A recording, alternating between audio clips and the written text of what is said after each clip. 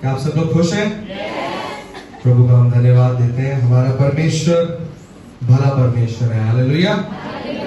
आज हम सब लोग प्रभु के भवन में आए हैं उसके वचन से सुनने के लिए, उसकी आराधना करने के लिए, उसकी महिमा करने के लिए। तो हम सभी का ध्यान जो है वो यहाँ होना चाहिए कुछ समय के लिए। आमेन।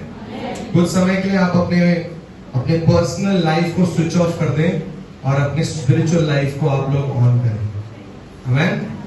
बहुत जरूरी है, क्योंकि अगर एक व्यक्ति अपने फिजिकल लाइफ को ही अपने जीवन में अपनी चीजों को सोचता रहेगा, अपने माइंड में चीजों को खिलाता रहेगा, तो प्रभु के वचन के समय में या जब हम आराधना करते हैं उस समय उसको प्रभु से कुछ खास मिलेगा नहीं, क्योंकि उसका माइंड में ऑलरेडी भरा हुआ है क्या क्या वो सोच रहा है अपने लाइफ के बारे में, अपनी चीजों के बारे में। तो हम उसको अभी ना करें, हम लोग कुछ समय के लिए प्रभु को आदत दें ताकि हम प्रभु के वचन से सुनकर हम प्रभु के नाम को महिमा देने वाले हो सके। हालेलुया। और ये बहुत जरूरी है प्रियो, जब हम कलीसिया में आते हैं तो हमारा बाहर के साथ कनेक्शन टूट जाना चाहिए। मतलब बाहर क्या हो रहा था, जस्ट 5 मिनट पहले आप चर्च में आने से पहले आपके फैमिली में क्या हुआ था या आपके घराने में क्या हुआ था, उससे कोई फर्क नहीं पड़ता। जब आप प्रभु के भवन में आते हैं तब आप कंप्लीटली प्रभु की उपस्थिति में आप बैठकर अपने आप को बाहर की दुनिया से डिस्कनेक्ट करना बहुत जरूरी है। और तब हमें प्रभु अपना प्रकाश को देगा, तब प्रभु हमसे बात करेगा। हालेलुया। आज पुनरुत्थान रविवार है, रेजरेक्शन संडे है। आप सभी को पता है कि क्यों हम ईस्टर मनाते हैं। मैं बार बार आपको ये नहीं बताऊंगा कि हमारा प्रभु यीशु मसीह जिंदा है, जिंदा है, जिंदा है, क्योंकि वो ऑलरेडी जिंदा है। हालेलुया। मेरे कहने से या ईस्टर संडे आने से ही वो कब्र से बाहर नहीं आया। वो कब्र से 2024 साल पहले बाहर आ चुका था। वो जीवित है और वो इस समय स्वर्ग में विराजमान है। हालेलुया। हम लोगों को ईस्टर मनाने का मतलब क्या है? ये कोई सेलिब्रेशन नहीं है, ये एक यादगार सभा है। हालेलुया। एक रिमेम्बरेंस सर्विस है कि क्यों हम ईस्टर मनाते हैं, क्यों हम पुनरुत्थान रविवार मनाते हैं। क्योंकि गुड फ्राइडे में हम सब लोग रोते हैं, परेशान होते हैं, हमारे प्रभु ने हमारे लिए इतना दुख सहा, ये करा वो करा। हम लोग बहुत दुख मनाते हैं। अमेरिका में गुड फ्राइडे को ब्लैक फ्राइडे कहा जाता है, क्योंकि वहां पे बहुत सारे लोगों ने स्ट्रगल किया। वहां पे बहुत सारे लोग इस समय क्या करते हैं, जुलूस निकालते हैं।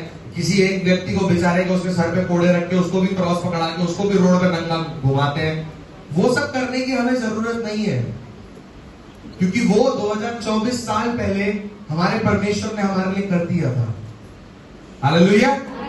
हमें पाप से उसने आजाद कर दिया था, हमें खरीद लिया था। आज जो हम कर रहे हैं ईस्टर सिर्फ और सिर्फ इस बारे में है कि क्या आपके जीवन में प्रभु यीशु मसीह जी उठा है कि नहीं। ईस्टर का सबसे बड़ा मोटिव और ईस्टर का वचन का मतलब यही है कि क्या परमेश्वर, क्या यीशु मसीह आपके जीवन में जी उठा है। क्योंकि कुछ विश्वासियों के जीवन में यीशु मसीह अभी तक जी नहीं उठा है, वो अभी भी सो रहा है, वो अभी भी अंदर ही है। हमने उसको मौका ही नहीं दिया जी उठने का, हमने उसको मौका ही नहीं दिया बाहर आने का। इसलिए ईस्टर सर्विस हम इसीलिए मनाते हैं ताकि हम अपने आप से सवाल कर सके कि क्या वो यीशु मसीह मेरे अंदर जीवित हुआ है कि नहीं, क्या मेरे अंदर वो जी उठा है कि नहीं। जब हम गीत को गा रहे थे कि यीशु मसीह तू है आशा मेरी, हम आशा किस पे लगाते हैं? मरे हुए पे। कोई है जो मरे हुए पे आशा लगाता है? कोई नहीं है। यीशु मसीह तू है आशा मेरी, क्यों? क्योंकि प्रभु आप जीवित परमेश्वर हैं। हालेलुया। इसीलिए मेरी आशा प्रभु आप है, मेरा भरोसा आप है।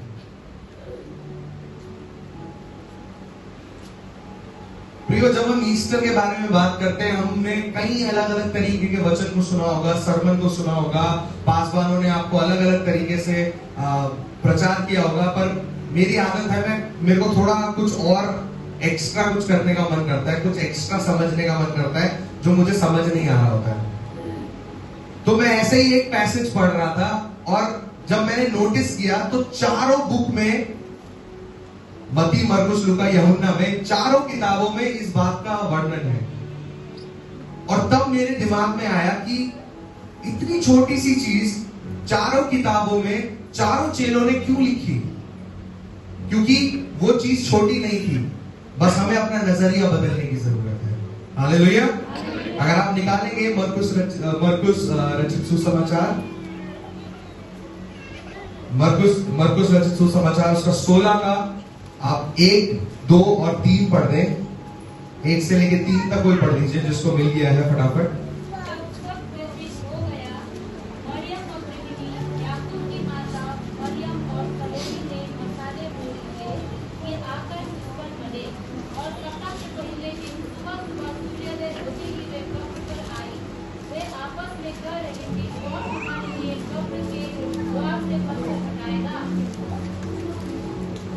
Early morning,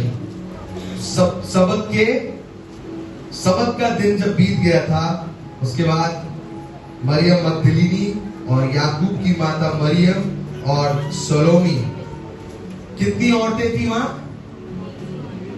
3। अगर आप यहां नोटिस करेंगे कि यहां पे क्या लिखा है, यहां पे लिखा है कि मरियम मगदलीनी, याकूब की माता मरियम और सलोमी, ये लोग सुबह सुबह अर्ली मॉर्निंग, पहला ईस्टर मॉर्निंग में अपने प्रभु के लिए सुगंधित द्रव्य लेकर जा रहे थे। और प्रियो, उनके माइंड में जो सवाल था वो क्या था कि हमारे लिए कब्र का पत्थर कौन लुढ़काएगा? हालेलुया। सब यही है? सब लोग का ध्यान यही है? Very good. 3 स्त्रियों का सबसे पहला माइंड में जो क्वेश्चन आया था वो ये था कि हमारे लिए कब्र का पत्थर कौन लुढ़काएगा? जो कि मेरे को बड़ी अजीब लगी जब मैंने ये सोचा, क्योंकि वो जो पत्थर था वो बहुत बड़ा पत्थर था। एटलीस्ट 10-12 लोग लगेंगे उसको धक्का मार के साइड करने के लिए। अगर आप लोगों ने कभी वीडियो वगैरह देखा होगा तो उसमें आपको दिखाया होगा कि यरूशलेम में कि प्रभु यीशु मसीह की कब्र के जस्ट बगल में वही पत्थर रखा हुआ है। तो वो बहुत बड़ा पत्थर है और उन्होंने बोला कि विद टाइम वो पत्थर थोड़ा थोड़ा टूट गया, नहीं तो वो उससे भी विशाल था पत्थर। तो इतना बड़ा पत्थर, स्त्रियों के माइंड में यही क्वेश्चन है कि ये यार हमारे लिए कब्र का पत्थर कौन लुढ़काएगा? और क्योंकि उनके मन में क्या था, उनके मन में सबसे पहला विचार यह था कि मैं मेरे परमेश्वर के लिए सुगंधित द्रव्य लेकर जा रही हूं। प्रियो, आप लोगों को इस बात को समझना जरूरी है। उन्होंने तैयारी कर ली थी, उन्होंने तैयारी को कर लिया था, सुगंधित द्रव्य ले लिए थे, उन्होंने खरीद लिया था, या उन लोगों ने शायद रात भर बैठकर उस सुगंधित द्रव्य को बनाया होगा ताकि वो अपने प्रभु को जाके सुबह लगाएं।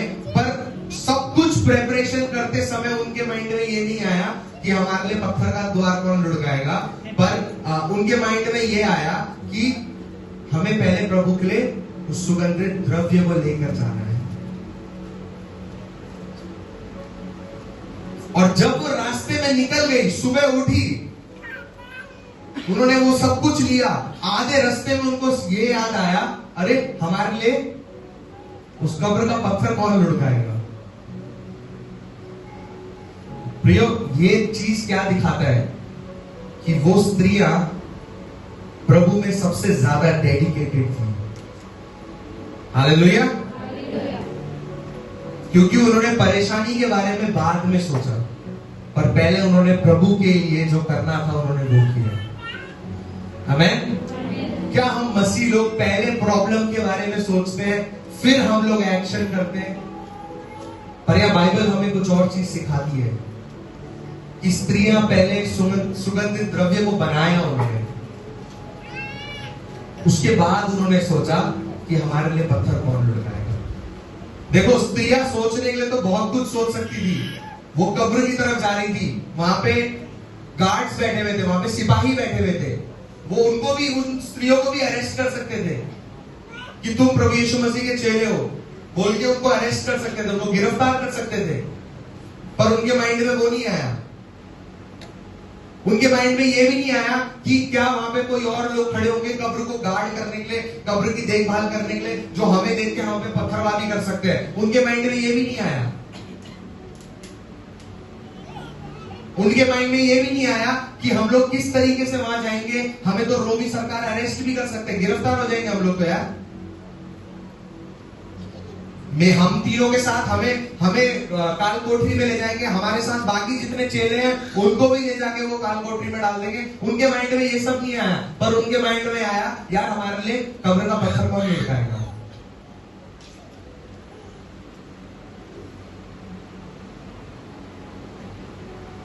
और प्रियो, इस बात को मैं सोच रहा था कि क्यों ऐसा क्यों था, क्योंकि जब प्रभु यीशु मसीह को कब्र के अंदर रखा गया था तब साफ साफ देखा गया था, उन स्त्रियों ने भी देखा होगा कि कब्र को प्रॉपरली सील कर दिया गया है, ताकि उनके परमेश्वर के शवों को चुरा कर ना लेकर जाए। प्रॉपरली बंद करके रखा हुआ था। वहां पे सैनिकों को तैनात किया गया था ताकि तुम लोग यहीं पर खड़े रहो, रात भर यही रहो, ताकि कोई और उनका चेला आके इनको ना लेकर जाए और ये ना बोले कि वो जी उठा है। तो उनको तो वहां पे खड़ा किया था। इन सब चीजों को स्त्रियों ने देखा था, पर अगले दिन जब वो उठी तो उनका माइंड डिफरेंट हो रखा था। उनका जीवन, उनका मन, उनका विचार परिवर्तित था। हालेलुया।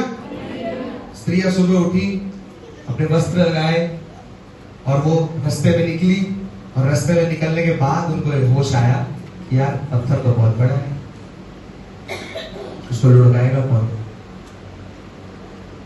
प्रियो, हम मसीह लोगों को भी उन स्त्रियों के समान होना जरूरी है। हालेलुया। हम लोग क्या करते हैं, प्रभु हमसे बोलता है ये करने के लिए, पर हम पहले प्रभु के लिए काम नहीं करते। हम पहले बहाने की लिस्ट को तैयार करते हैं कि हम क्यों नहीं कर सकते इन चीजों को। हम लोग एक्सक्यूजेस तैयार करते हैं पहले कि पॉइंट नंबर 1 कि मैं ये इसीलिए नहीं कर पाऊंगा, पॉइंट नंबर 2 कि मैं ये इसीलिए नहीं कर पाऊंगा, पॉइंट नंबर 3 कि ये इतना मुश्किल है। प्रियो, जब आपका माइंड प्रभु के साथ जुड़ा हुआ होगा ना, तब आपके जीवन के बीच की रास्ते की जो समस्या है, आप उनके बारे में ज्यादा सोचेंगे नहीं। अगर आपका माइंड प्रभु के साथ कनेक्टेड है, अगर आपका जीवन प्रभु के साथ कनेक्टेड है, अगर आपका जीवन एक समर्पित जीवन है, तो आपके रास्ते में आने वाली परेशानियों के बारे में आप इतना सोचेंगे नहीं, क्योंकि आपको भरोसा होगा कि हमारा परमेश्वर हर चीज को करने में सक्षम है। हालेलुया। उसके लिए कोई पत्थर बड़ा नहीं है, उसके लिए कोई कब्र बड़ा नहीं है जो उसको वो अंदर रख सकता है। हालेलुया। उसके बाद स्त्रियां वहां पे जाती है। अब आप लोगों को ये समझना जरूरी है, ईस्टर कई सारे लोगों के लिए अलग अलग मतलब होता है। जब हम ईस्टर सेलिब्रेट करते हैं, अगर आप बाहर जाके पूछेंगे ईस्टर का मतलब क्या है, तो उनके लिए है कि खरगोश और अंडे। बाहर की दुनिया के लोगों के लिए आजकल ईस्टर बनी फेमस हो रखा है। पता नहीं, मेरे को ये समझ नहीं आता है खरगोश का इजाद कहां से हो गया ईस्टर में। खरगोश का और अंडों का क्या लेना देना है ईस्टर में? क्योंकि बाइबल में तो जब प्रभु यीशु मसीह जी उठे थे तो खरगोश और अंडे तो नहीं बाहर आए थे। तो मुझे समझ नहीं आता कि लोग कहां का नॉलेज, कहां का चीज कहां पे वो यूज करते हैं। बाइबल में कहीं भी नहीं लिखा है खरगोश और अंडों के बारे में, पर अगर ये आप गूगल करेंगे ईस्टर के बारे में, तो आपको कहीं ना कहीं अंडे या कहीं ना कहीं ये खरगोश आपको दिख ही जाएगा, जो कि एक फैंसी हॉलीडे के नाम से बाहर देशों में जाना जाता है। पर ये हॉलीडे नहीं है, पर ये कोई एक सेलिब्रेशन नहीं है प्रियो। सेलिब्रेशन हो चुका है 2024 साल पहले। मैं बार बार आपको इसीलिए कह रहा हूं, 2024 साल पहले पहला ईस्टर मॉर्निंग में सेलिब्रेशन कंप्लीट हो गया है, जब प्रभु यीशु मसीह कब्र में से बाहर आ गए थे, वो जी उठे थे। और आज जो हम कर रहे हैं, वो हम इस बात को लोगों को समझा रहे हैं कि हमारा प्रभु यीशु मसीह कब्र में नहीं है। हालेलुया। फिर भी लोग क्रॉस लगाते हैं। चलो, क्रॉस लगाना तो कोई प्रॉब्लम नहीं है, पर क्रॉस में अभी भी यीशु को लटका के रखा हुआ है। हम लोग बाहर देखते हैं तो लोग रोजरी का इस्तेमाल करते हैं। प्रभु यीशु मसीह के जो चित्र हैं वो चर्च में लगाते हैं, घर में लगाते हैं। सिर्फ चित्र नहीं, क्रूस पे लटका हुआ यीशु मसीह लटकाते हैं। प्रभु यीशु मसीह क्रूस पे नहीं है और ना ही वो कब्र में है। हालेलुया। प्रभु यीशु मसीह का एक ही है जगह जहां पे वो है स्वर्ग में। हालेलुया। वो ना तो आपकी चित्रों में है, ना तो आपके क्रॉस में है, ना तो आपके गाड़ी में है, ना तो आपके घरों में है, ना तो किसी के चर्चेज में है। हमारा प्रभु यीशु मसीह जीवित परमेश्वर है और वो स्वर्ग में है। उसका एक ही लोकेशन है। इसलिए ईस्टर कई सारे लोगों के लिए अलग अलग चीजें होती है। ईस्टर जैसे अगर हम बात करें तो पहला ईस्टर का मतलब होता है कि यीशु मसीह जी उठाए। दूसरा ईस्टर का अगर हम बात करें तो मतलब होता है कि मृत्यु की हार हो गई है। हालेलुया। तीसरी चीज ईस्टर का मतलब है कि हम लोग पापों से आजाद हो गए हैं। चौथी चीज ईस्टर का मतलब अगर मैं बोलूं तो हमारा परमेश्वर विजय हुआ है। यही ईस्टर का मतलब है प्रियो। आज ये हमने जो थोड़ी देर पहले पोस्टर लगाया हुआ था कि यीशु मसीह कब्र से आया, आज नहीं हुआ था वो, पर आज सवाल यह है कि क्या प्रभु यीशु मसीह आपके जीवन में जीवित हुआ है कि नहीं? क्या यीशु मसीह ने आज आपके जीवन में जन्म लिया है कि नहीं?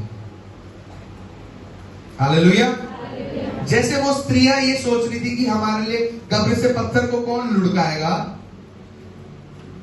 उसका मतलब यह है कि आज ईस्टर में प्रभु यीशु मसीह आपके जीवन के हर एक पत्थर को लुढ़काने में सक्षम है। हालेलुया। आपके जीवन में बीमारी का अगर पत्थर है, आपके जीवन में परेशानी का अगर पत्थर है, अगर आपके जीवन में पैसों की कमी का पत्थर है, अगर आपके जीवन में जॉब ना पाने का पत्थर है, अगर आपके जीवन में समृद्धि ना होने का पत्थर है, तो आज प्रभु यीशु मसीह उन सभी पत्थर को लुढ़काने में सक्षम है। हालेलुया। क्योंकि जब स्त्रियां जा रही थी तो वो बोल रही थी कि पत्थर कौन लुढ़काएगा, पर उनको ये नहीं पता था कि कोई भी कब्र इतना बड़ा नहीं है जो उस परमेश्वर को अंदर रख सकता है। प्रियो, इसी प्रकार आपके जीवन में ऐसा कोई भी प्रॉब्लम नहीं है, ऐसा कोई भी समस्या नहीं है, ऐसा कोई भी बड़ा पाप नहीं है जो पत्थर परमेश्वर नहीं लुढ़का सकता। हालेलुया। क्या आप इस बात पे विश्वास करते हैं? कितने लोग विश्वास करते हैं? हमारा परमेश्वर हर एक चुनौतियों के ऊपर उठने वाला परमेश्वर है। मैंने एक बहुत अच्छा कोट बहुत टाइम पहले, एक बहुत अच्छा किसी ने कुछ शब्द कहा था, मैंने बहुत टाइम पहले ये सुना था कि अपनी परेशानियों को मत बताओ, क्या नहीं, अपने प्रभु को मत बताओ कि आपकी परेशानी कितनी बड़ी है, पर अपने प्रभु को बताओ, पर अपनी परेशानियों को बताओ कि आपका प्रभु कितना बड़ा है। हालेलुया। प्रभु के पास हम जाते हैं, प्रभु मेरी परेशानी देखो कितनी बड़ी है, प्रभु मेरे को जॉब नहीं मिलती, प्रभु मेरे को ये नहीं होता, प्रभु मेरे को वो नहीं होता। हम लोग प्रभु के सामने छोटे रोते हुए बच्चों के समान नजर आते हैं। पर क्या कभी हमने मुड़ के ये देखा है, क्या कभी मुड़ के हमने उस परेशानियों को बोला है कि तू देख मेरा परमेश्वर कितना बड़ा है? हालेलुया। मैंने पहले भी बोला था कि जब बहुत टाइम पहले मैंने प्रचार किया था, मैंने बोला था जब हम लोग प्रार्थना करते हैं या जब हम लोग ये लोगों के जीवन में हम चंगाई के लिए प्रार्थना करते हैं, तो हम ये नहीं बोलते कि उस बीमारी तुम्हें छोड़कर चले जाए, क्योंकि वो बीमारी हमारी है ही नहीं। किसी चीज को छोड़ के जाने के लिए वो चीज आपकी होनी चाहिए। हालेलुया। मैं अगर ये फोन बेचूंगा तो ये फोन मेरा है, इसलिए मैं बेच सकता हूं, पर जो चीज मेरी है ही नहीं तो मैं उसको कैसे बेच सकता हूं? मैं कैसे उस चीज को छोड़ सकता हूं? प्रियो, इसलिए आप अपने जीवन में जब आप बोलते हैं ना, मैं इस बीमारी से ग्रसित हूं, मेरे को ये बीमारी ने पकड़ा है, आपने उस बीमारी के साथ अपनी दोस्ती कर ली है, आपका रिश्तेदार बन गया है। आप उस बीमारी की इतनी तारीफ करते हैं कि 16 साल से ये बीमारी मुझे है। वाह, इतने टाइम से मैं प्रार्थना कर रहा हूं, मैं इतने पास्टरों के पास गया हूं, इतने कलीसिया में गया हूं, इतनी सारी मैंने इलाज करवाई, दवाई खाई, डॉक्टर को दिखाई, मेरे को कहीं इलाज नहीं मिल रहा। आपने कितनी अच्छी तारीफ करी है अपनी बीमारी की, अपने परेशानी की, आपने उसको स्वर पे चढ़ा दिया है। अब आपको लगता है कि इतनी तारीफ करने के बाद आपकी बीमारी आपको छोड़ेगी? मैं अगर आपकी बीमारी होता मैं तो नहीं छोड़ता, क्योंकि मेरे को डेली तारीफ मिलता है भाई। डेली मेरे को तारीफ सुनने को मिलता है, मेरे बारे में 4 बातें हो, ओहो क्या मजा आता है, मैं इतना खतरनाक हूं, वाह, मैंने इतने टाइम से उसको पकड़ के रखा है, वाह। प्रिय, बीमारी भी इसी तरीके से है। बीमारी भी आपके जीवन में ऐसे ही बनी हुई है, क्योंकि आप अपनी बीमारियों की तारीफ करते हैं, आप अपनी बीमारियों की बड़ाई करते हैं। पर प्रियो, कभी आप अब समय निकालें और उस बीमारी को बताएं कि आपका परमेश्वर कितना बड़ा है। 2 मिनट में वो बीमारी आपके जीवन को छोड़ के जा सकती है। Hallelujah, hallelujah. जब प्रभु यीशु मसीह के चेले दुष्ट आत्मा को निकाल रहे थे, बेचारे कितना कोशिश कर रहे थे, छोड़ छोड़ छोड़, है, दुष्ट आत्मा नहीं गया। क्यों नहीं गया?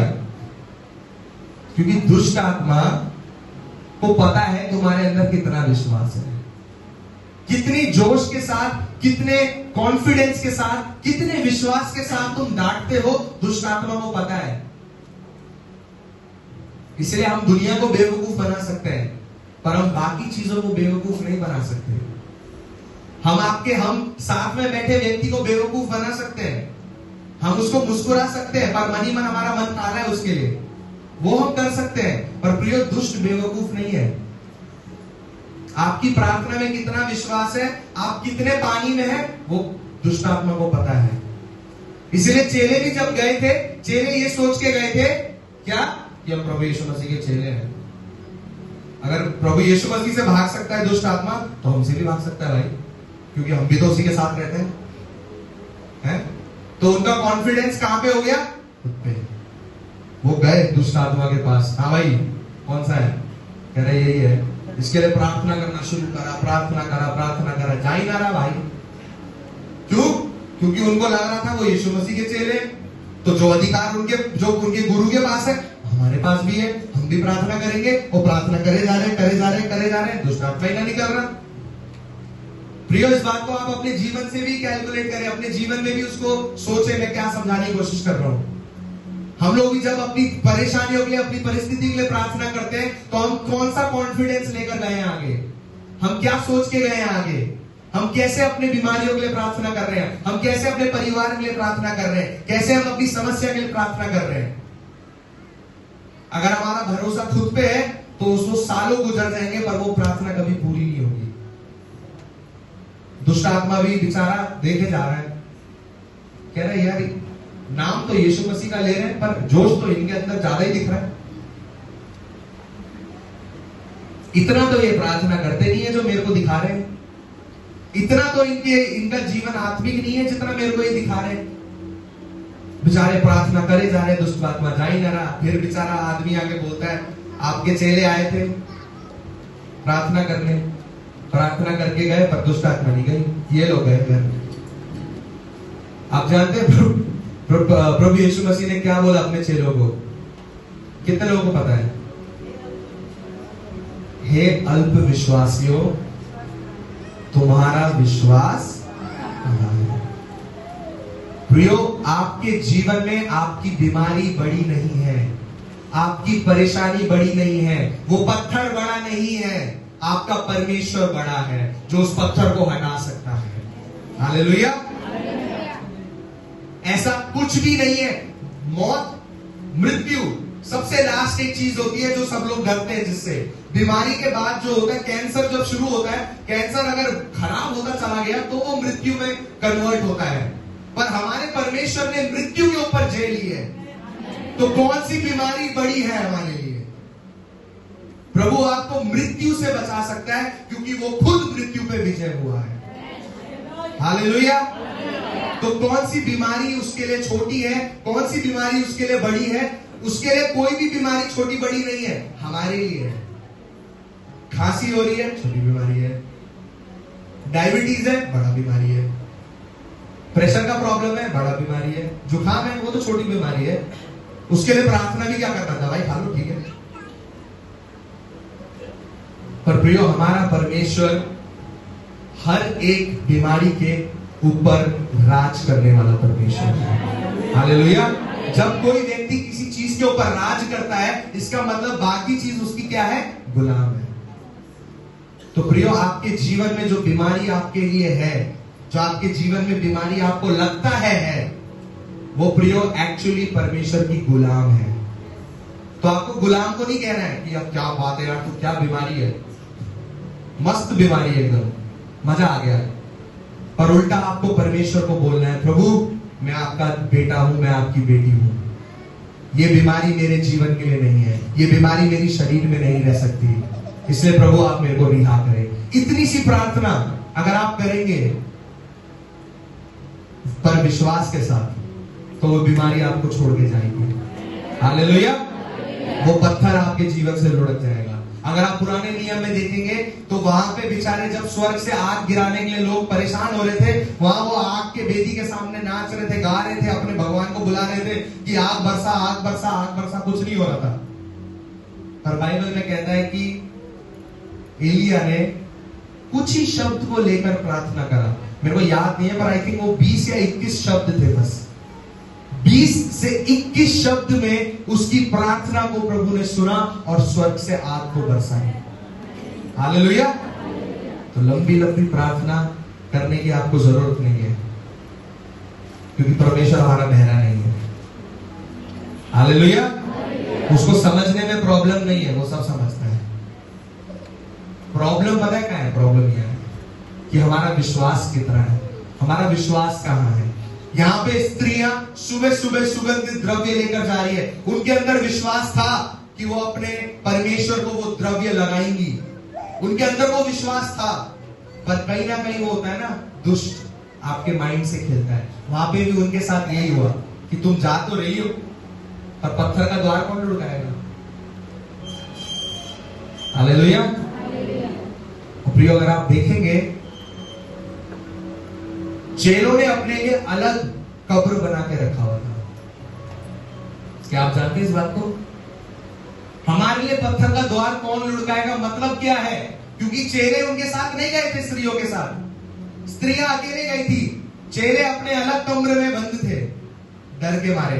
उन्होंने अपना अलग कब्र बना के रखा हुआ था, उन्होंने केवाड़ वगैरह सब बंद करके रखे हुए थे कि भाई बंद कर लो, लोग ढूंढ रहे हैं, वैसे भी बाकी चेले कहाँ हैं, बाकी यीशु मसीह के फॉलोवर कहाँ हैं, उनका भी यही हाल कर देते हैं, उनके गुरु की तरह, बात खत्म। सब डर के सहमे हुए दरवाजे के अंदर बंद पड़े थे, इसलिए बेचारी स्त्रियां अकेले जा रही थी।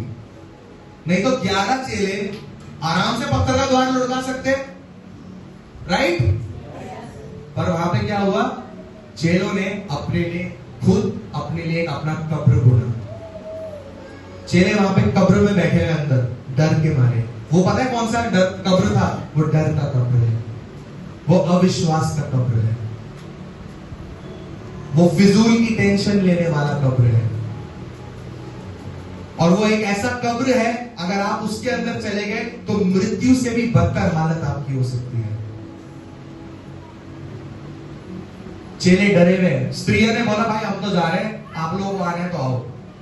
पर चेले कोई नहीं आए, सब चेले डरे सहमे बैठे हुए थे। पतरस, जिसने प्रभु की मेज में शामिल होते समय ये बोला कि प्रभु मैं आपके लिए अपनी जान दे दूंगा, प्रभु ने बोला भाई शांत हो जा, तू अभी सुबह 3 बार मेरे को तिरस्कार कर देगा। उसकी बात की स्टोरी में तो तेरे को बताना भी नहीं चाहता हूं, फिर तुम कितने डरे सहमे रहोगे। पतरस को वहां पे रियलाइज हुआ कि उसने 3 बार प्रभु यीशु मसीह का तिरस्कार किया है, और वो रोता रोता चला गया। रोता रोता कहां गया? प्रभु की उपस्थिति में नहीं गया, वो डर के कब्र के अंदर चला गया कि अब भाई अब रोमी सैनिक मुझे भी ढूंढ रही है, मेरे साथ भी वही हाल होगा। प्रियो, प्रभु यीशु मसीह का जी उठना बहुत जरूरी था। पता है क्यों? प्रभु यीशु मसीह का जी उठना इसलिए जरूरी था ताकि वो अपने चेलों को समझा सके कि मृत्यु का चाबी, मृत्यु की कुंजी मेरे हाथ में है। और जब प्रभु यीशु मसीह उनके सामने प्रकट हुए, जब उनके सामने आए वो, तब उस समय पता क्या है? उस समय वो कब्र टूट गया। कौन सा कब्र?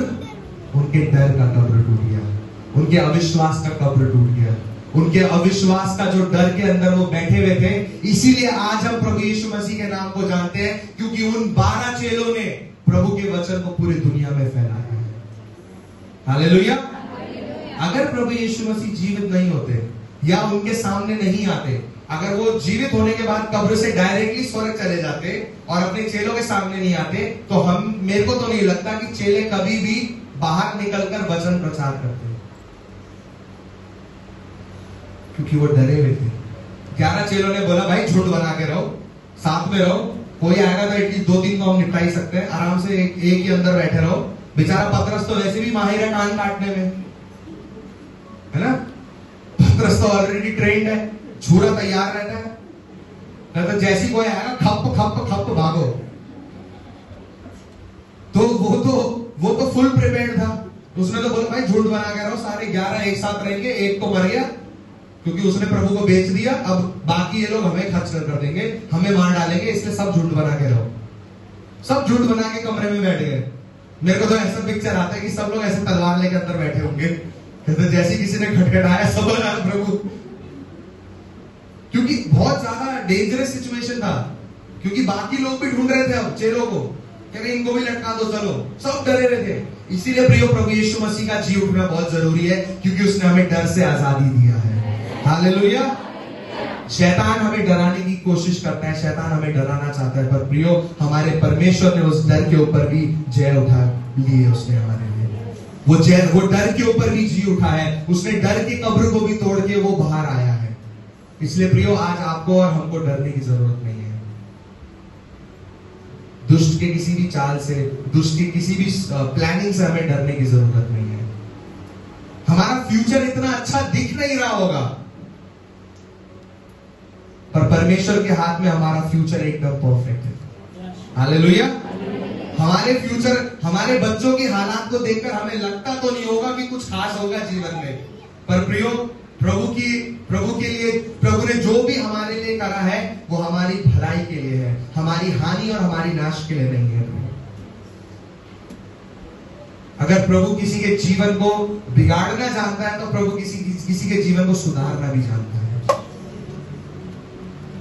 बहुत जरूरी था प्रियो चेलों को डर से बाहर निकलना, बहुत जरूरी था उनका अविश्वास टूटना, नहीं तो आज आप और मैं इस बाइबल को नहीं पढ़ पाते।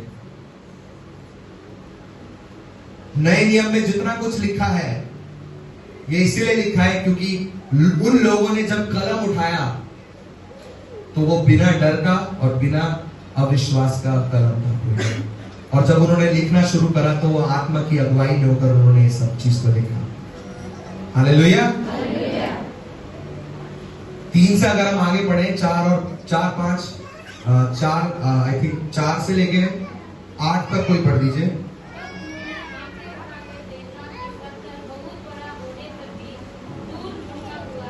हालेलुया। पत्थर क्या होने पर भी, बहुत बड़ा होने पर भी कहां लुढ़का हुआ है। देखो एक चीज होती है पत्थर लुढ़काना, मतलब धक्का देकर थोड़ा सा साइड गिर जाना, है ना, थोड़ा सा साइड गिर जाना। पर यहां प्रभु का वचन कहता है कि पत्थर दूर कहीं गिरा हुआ था। मेरे को तो ऐसा लगता है प्रभु यीशु मसीह ने अंदर से एक लात मारी होगी खींच के पत्थर पे, और पत्थर कहां दूर गया होगा, मतलब मेरा माइंड का इमेजिनेशन है।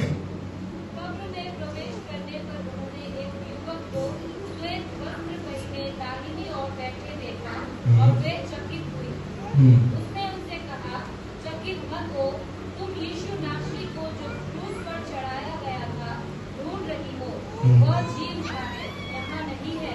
देखो यही वह स्थान है जहाँ उन्होंने उसे रखा था। परंतु जाओ, उसके चेलों और पतरस को बताओ कि वह तुमसे पहले गलील जाएगा। ओके, यहाँ पे क्या लिखा है, किसको बताओ? चेलों को, और नहीं, पतरस चेला भी, पतरस भी तो चेला था। आप जानते हैं उसने स्पेसिफिकली उस स्वर्गदूत ने क्यों पतरस का नाम लिया? क्योंकि पतरस सबसे ज्यादा डरपोक आदमी था। कहता चेलों को तो बताना, ये पतरस को भी बताना जो अभी थोड़ी देर पहले मरने वाला था प्रभु के लिए, इस आदमी को भी बता देना कि तुम्हारा परमेश्वर जी उठा है।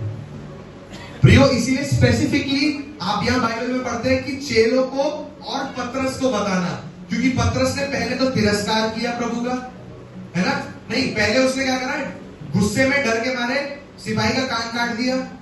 उसके बाद उसने क्या करा, प्रभु का इनकार कर दिया कि भाई मैं तो नहीं जानता। उसके बाद क्या करा उसने? उसके बाद खुद जाके रूम में बैठ गया।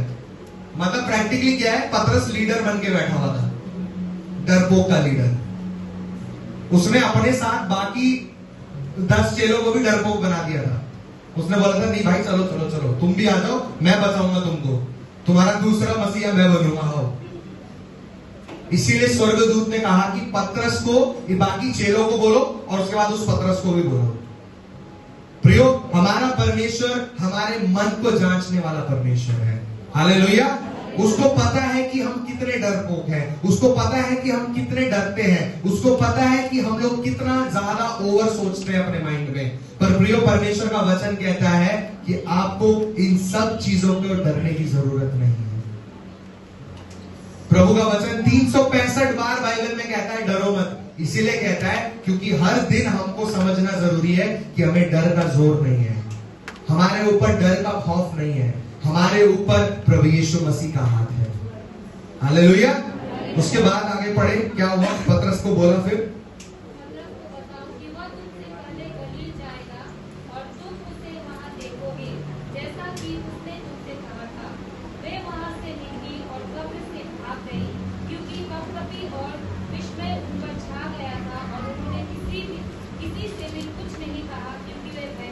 बताओ। अभी स्वर्गदूत ने बोला कि जाके सबको बताओ, और फिर ये लोग क्या कर रहे हैं? हम नहीं बताएंगे भाई किसी को। अविश्वास, देखने के बाद भी अविश्वास, देखने के बाद भी उनको भरोसा नहीं है कि सच में कब्र खुला हुआ था या हम सपना देख रहे थे। प्रियो, जब परमेश्वर हमारे जीवन में कार्य करना शुरू करता है तब हमें विश्वास करना जरूरी है। हालेलुया। और उसको मानना जरूरी है। अगर आपको किसी ने कुछ कहा है करने के लिए तो आप उसको माने, क्योंकि उसी में आपकी आशीष छुपी है। हालेलुया। यहां पे स्त्रियों को बोला है कि जाओ और सबको बताओ, चेलों को बताओ कि वो तुमसे पहले गलील जाएगा और वहीं तुम उसको देखोगे। पर वहां वो डरते हुए कब कब पाते हुए भाग गई और किसी को कुछ नहीं बताया।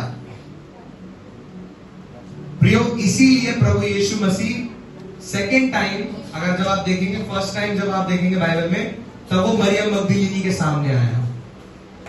हालेलुया। कितने लोगों को ये मालूम है कि प्रभु यीशु मसीह जब क्रूस में मारे गए, कब्र में रखे गए और उसके बाद वो कहां गए थे? कितना किसी को पता है? किसको पता है?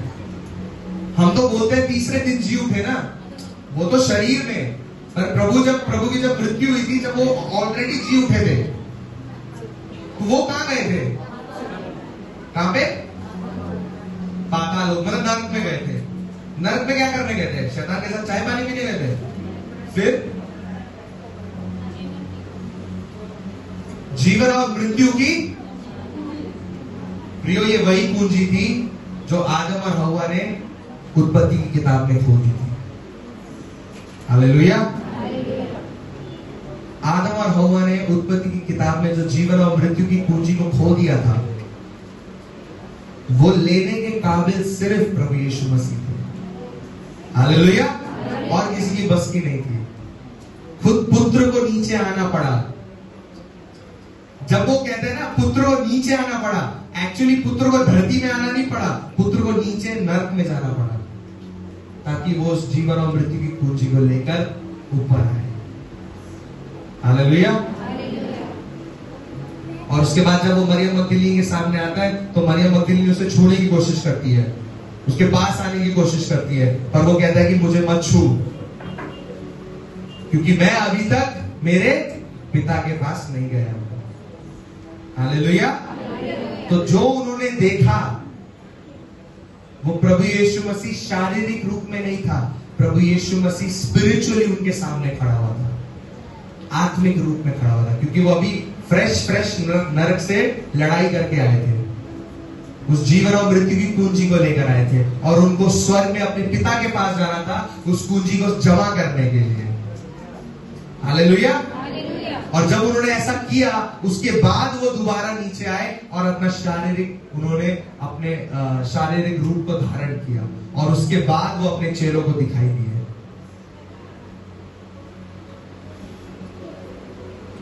प्रियो, जिस व्यक्ति ने प्रभु यीशु मसीह की हाथ में उंगली डाल के चेक करा कि वही है, उसका नाम कितने को पता है? थोमा। और थोमा के वजह से आज इंडिया में प्रभु का नाम रोशन है। हालेलुया। थोमा, बाइबल कहती है और बिब्लिकल स्कॉलर ये कहते हैं कि थोमा एक ऐसा चेला था जो सभी चेलों में से सबसे ज्यादा दूर गया था, और वो सीधा तमिलनाडु आया था।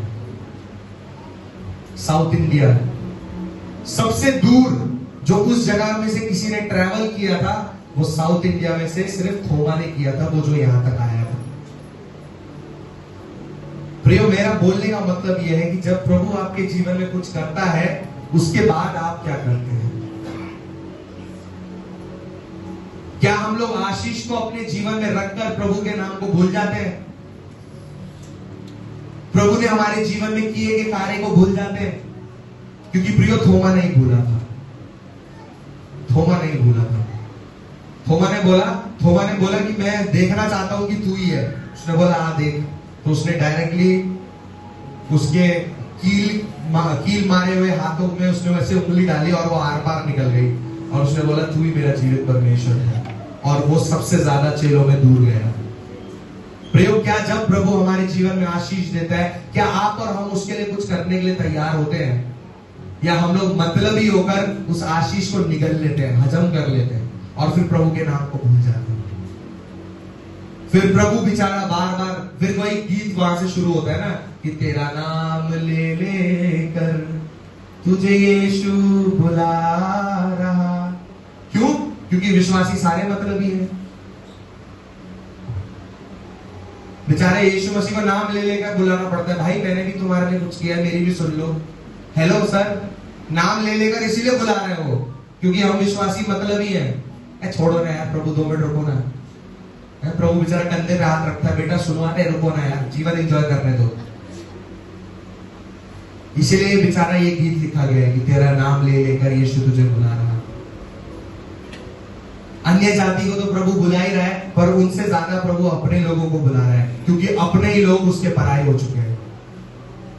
क्योंकि हम लोग कलीसिया में आते हैं, हमारा ध्यान कहीं होता है, हम लोग प्रभु के वचन सुनते हैं पर हमें याद नहीं रहता है, हम लोग आराधना करते हैं पर वो थोड़ी टाइम के लिए होता है। तो प्रियो, कितना स्टेबल है? क्या हम लोग थाली के बैंगन तो नहीं बन गए कि जहां भारी वहीं गिर गए, जहां मजा आ रहा है वहीं लुढ़क गए? इसीलिए प्रियो, प्रभु का वचन कहता है कि उसे स्थिर बैलेंस बहुत अच्छा लगता है, उसको परफेक्ट बैलेंस अच्छा लगता है। परफेक्ट बैलेंस दुनिया में और संसार में और प्रभु में नहीं, परफेक्ट बैलेंस कि आप उसी में बने रहे। हालेलुया। कि आप अपने थाली के किसी भी पार्ट में चले जाएं पर आप लुढ़केंगे नहीं। क्यों? क्योंकि आप प्रभु में बने हुए हैं। इसलिए प्रियो, आज ईस्टर में मेरा आपसे यही सवाल है कि क्या आप लोगों के जीवन में प्रभु यीशु मसीह ने जन्म लिया है? क्या वो डर का कब्र आपके, अभी भी आप डर के कब्र में जी रहे हैं? क्या आप अभी भी अविश्वास के कब्र में जी रहे हैं? क्या अभी भी आप मतलबी होकर जी रहे हैं अपने जीवन में? प्रियो, आपको कलीसिया के लिए, आपको पासबान के लिए कुछ करने की जरूरत नहीं है। आप सिर्फ प्रभु यीशु मसीह से प्रेम करना शुरू करें। हालेलुया। क्योंकि एक व्यक्ति जो किसी व्यक्ति से प्यार करता है, वो उसके लिए सब कुछ करने के लिए तैयार है। देखा है ना हमने लैला मजनू की कहानी सुनी है आप लोगों ने? सुनिए, लैला मरा, मजनू भी मरा। लैला रोया, मजनू भी रोया। है? लैला को चोट लगी तो मजनू को भी चोट लगी दिल में। प्रियो, इसी प्रकार जब आप प्रभु के साथ ऐसे ही जुड़ जाएंगे तो उसका हर दर्द आपका दर्द समझ पाएंगे, उसके हर एक बोझ को आप समझ पाएंगे, उसके हर एक पुकार को आप समझ पाएंगे, उसके हर एक वचन को आप समझ पाएंगे। आपको अपने जीवन में प्रभु से इस तरीके से प्यार करना है जैसा आपने कभी किसी से प्यार नहीं किया। सो आज ईस्टर के रविवार में, मॉर्निंग में, पुनरुत्थान के रविवार में मेरा आप लोगों से सिर्फ यही एक क्वेश्चन है, यही एक चैलेंज है जो मैं आपको देना चाहता हूं कि एक बार आप प्रभु को सच्चे हृदय से पागलों के समान प्यार करके देखें। और मैं आपको गारंटी देता हूं कि प्रभु आपको डिसअपॉइंट नहीं करेगा, प्रभु आपको निराश नहीं करेगा, प्रभु आपका हाथ नहीं छोड़ेगा, प्रभु आपको कभी दुख नहीं देगा। बस एक बार हमें उसका हाथ पकड़ना है और उसे पापा कहकर बुलाना है। हालेलुया। आइए हम सब अपनी आंखों को बंद करें। क्या हम सब अपने